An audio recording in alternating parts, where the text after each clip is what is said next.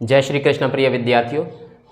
श्रीमद् भागवत गीता के दूसरे अध्याय का 44वां श्लोक। भोगैश्वर्या प्रसक्तानां तयापह्यत चेतसां व्यवसायात्मिका बुद्धिः समाधौ न विधीयते।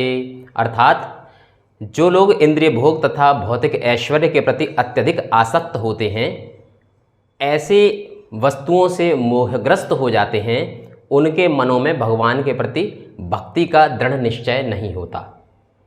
भगवान कहते हैं कि अनेक लोग जो कर्म करते हैं वो फल के प्रति विशेष रूप से आसक्त होते हैं।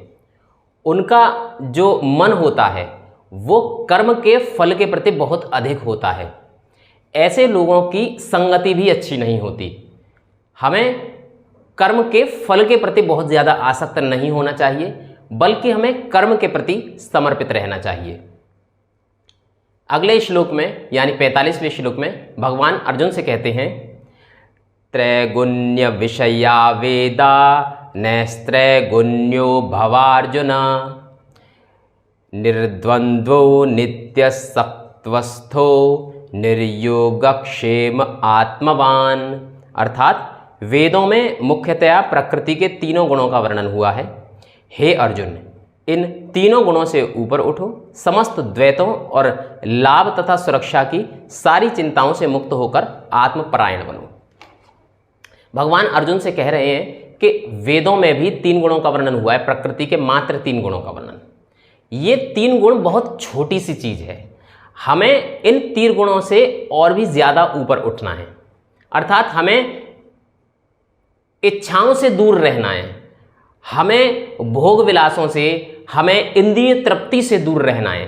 वास्तव में वेद जिन 3 गुणों की बात करते हैं वो इंद्रिय तृप्ति से संबंधित हैं। हम वेदों के माध्यम से देवताओं को प्रसन्न करने की बात करते हैं और देवताओं की पूजा करने का एकमात्र उद्देश्य इंद्रिय तृप्ति होता है, ताकि हम उन देवताओं से अपने लिए भौतिक सुख मांग सकें। भगवान कहते हैं कि हमें इन भौतिक सुखों की इच्छाओं से ही तो अलग होना है और हमें कर्म की ओर आगे बढ़ना है, कर्म के फल की ओर आसक्त नहीं होना है। 46वां श्लोक है, यावानर्थ उदपाने सर्वतः संलुप्तोदके तावान सर्वेषु वेदेषु ब्राह्मणस्य विजानतः। अर्थात एक छोटे से कूप का सारा कार्य एक विशाल जलाशय से तुरंत पूरा हो जाता है। इसी प्रकार वेदों के आंतरिक तात्पर्य जानने वाले को उसके सारे प्रयोजन सिद्ध हो जाते हैं।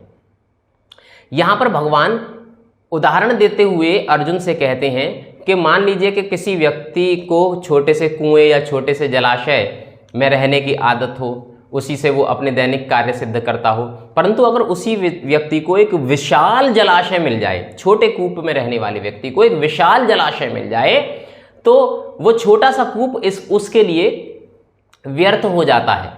उसी प्रकार वेदों के प्रति जो लोग आसक्त हैं या वेदों के माध्यम से इंद्रिय तृप्ति के लिए जो लोग आसक्त हैं, उन लोगों को अगर वेदों का सही सही सार, सही सही तात्पर्य अगर मालूम हो जाए, अर्थात उन्हें अगर सत्य का ज्ञान हो जाए, तो फिर वो छोटी छोटी इंद्रिय तृप्ति से बहुत दूर हो जाता है। उसको ये चीजें बहुत छोटी लगने लगती हैं।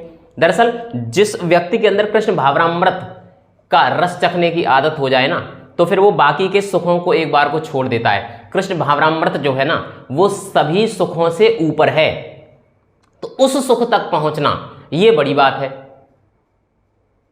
तो हमारा उद्देश्य कर्म करके भगवान तक पहुंचने का है, अपने कर्म को करके भगवान को समर्पित कर देने का उद्देश्य है। हमारा यह उद्देश्य नहीं होना चाहिए कि हम कर्म करके उसके फलों के प्रति चिंतित हो जाएं कि इसका फल मिले तो मैं उस फल को भोगूं। तो यही तो भोग करने की जो इच्छा है, यही हमें नीचे की ओर लेकर जाती है।